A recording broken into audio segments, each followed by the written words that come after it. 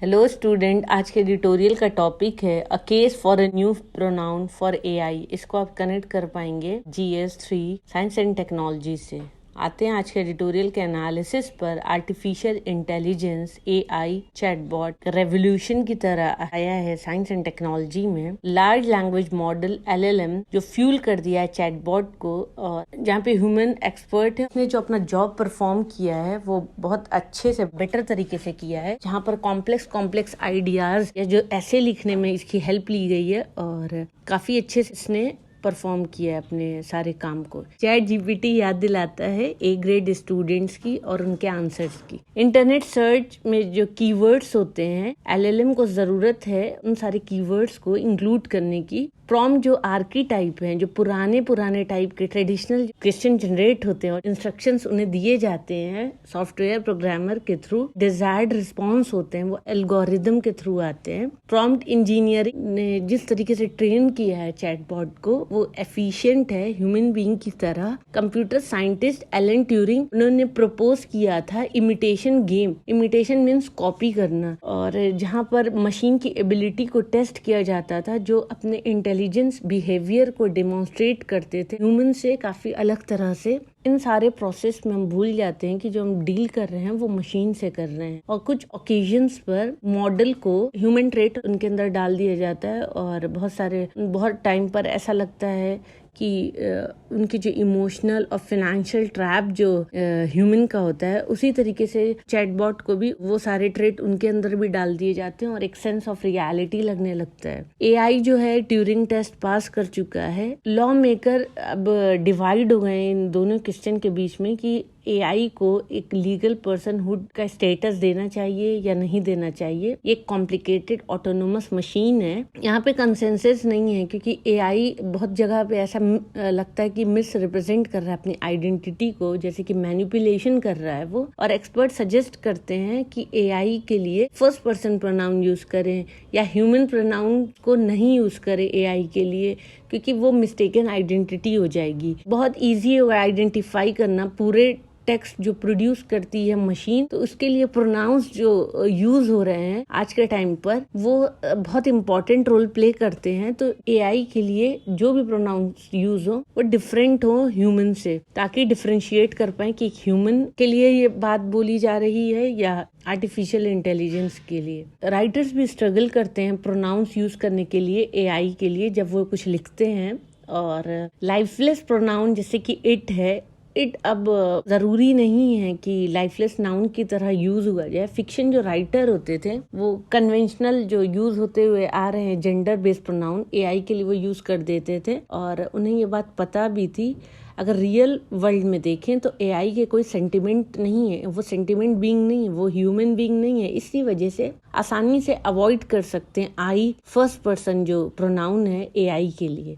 ChatGPT believe करते हैं कि जो एआई है वो डिस्टिंक्ट आइडेंटिटी है, और वो क्लैरिफाई भी करता है रोल और बचाता है किसी भी तरीके के कंफ्यूजन से जो ह्यूमन बीइंग से हो सकता है। अवॉइड करना चाहिए किसी भी जेंडर बेस्ड सेकंड या थर्ड पर्सन प्रोनाउन एआई के लिए यूज करने के लिए। एप्पल की अगर बात करें तो वहाँ पे टाइपकास्ट सीरी जो है उसमें फेमिनिन साउंडिंग वॉइस होती है।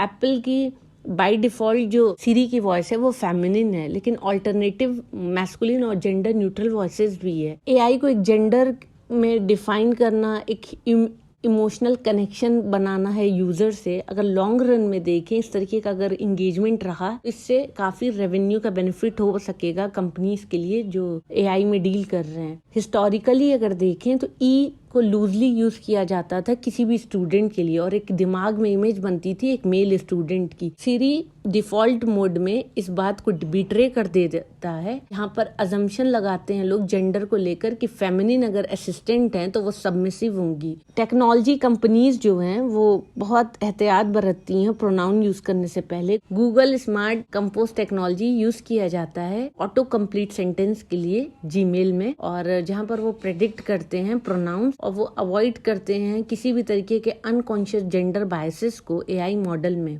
गूगल ने डिसमिस कर दिया अपने एम्प्लॉय को जिन्होंने फेमसली क्लेम किया था एआई मॉडल को और कहा था कि उनका एआई मॉडल जो है उसके अपने कुछ सेंटिमेंट्स हैं और उनके कुछ प्रेफर्ड प्रोनाउंस हैं। एआई का कोई जेंडर नहीं है क्योंकि वो लाइफलेस है और एआई को प्रोनाउंस भी जेंडर न्यूट्रल प्रोनाउन से ही करना चाहिए, लाइक इट और दे। अगर कॉन्टेम्पररी प्रोनाउन की बात किया जाए जहाँ पर काफी ट्रिगर पॉपुलर डिमांड है और बहुत सारी डाइवर्सिटीज भी हैं चैटबॉट में भी, और अगर केस लेते हैं अवतार का या इमोजीज का, इसके अलावा एआई के प्रोनाउन जो है वो इस्टेब्लिश करता है आइडेंटिटी की जो डिफरेंशिएट करेगा ह्यूमन से। इस वजह से एआई के लिए प्रोनाउन सेट करना भी जरूरी है। अगर रिज्यूम करें एथिकल सिक्योरिटी रीजन के लिए इंसान से किसी बात हो रही है या किसी बॉट से बात हो रही है तो वो क्लैरिफाई हो पाएगा अगर सही प्रोनाउन यूज होगा। तो इंग्लिश लैंग्वेज की अगर बात करें तो प्रोनाउंस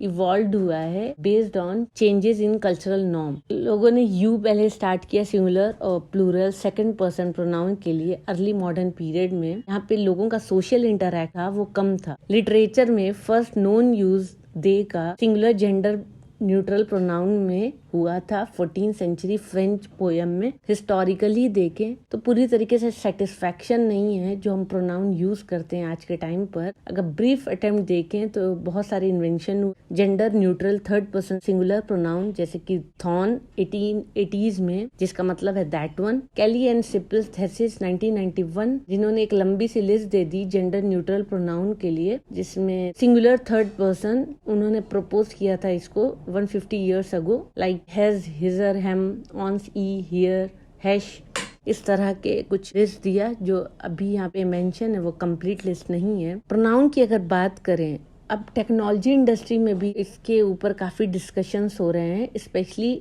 जब बात आती है मॉडल्स की जो सोफिस्टिकेट होते हैं ट्यूरिंग टेस्ट में। अगर ट्यूरिंग टेस्ट को उन्हें पास करना है तो सजेशंस ऐसे दिए गए हैं जिसमें इंक्लूड होता है फर्स्ट पर्सन न्यू प्रोनाउन जैसे कि शी, जी। इन्हें भी यूज किया गया है लोगों ने जेंडर न्यूट्रल प्रोनाउन की तरह। और हमें एआई के लिए बिल्कुल ही एक अलग प्रोनाउन इन्वेंट करने की जरूरत है और रेगुलेटर को जरूरत है इस अपॉर्चुनिटी को अवेल करें, फिक्स करें इस प्रॉब्लम को अर्ली स्टेज पर ही, जहाँ कन्वेंशनल प्रोनाउन एआई के लिए यूज करने ना लग जाए उससे पहले ही एआई के लिए एक डिफरेंट प्रोनाउन सेट करें। और अगर इस स्ट्रक्चर्ड अप्रोच के साथ चलें तो रेगुलेटर वर्क करें लेक्सिकोग्राफर के साथ जो डिक्शनरीज में वर्ड्स लिखते हैं, लिंग्विस्टिक जिनको बहुत सारी लैंग्वेज पता होती है, एक स्टैंडर्ड फिक्स करें मेजर लैंग्वेज से स्टार्ट करना है। इस तरीके के मैंडेट अगर आते हैं प्रोनाउन से रिलेटेड, अगर प्रॉम्प्ट इंजीनियरिंग एआई मॉडल के लिए अप्रोप्रिएट प्रोनाउन यूज कर पाती है, सेट कर पाती है, तो कंफ्यूजन दूर हो जाएगा। ह्यूमन बीइंग और एआई को कब डिनोट कर रहे हैं वो इजीली समझ में आ जाएगा। अगर हम एआई से इमोशनल कनेक्शन नहीं भी बना पा रहे हैं तो हम बिल्ड कर पाएंगे एक ट्रस्टेड ट्रांसपेरेंट ऑनलाइन एनवायरनमेंट जो कि रिक्वायर्ड है। तो ये था आज का एडिटोरियल का analysis. Thank you for watching my video. Please share, like and subscribe.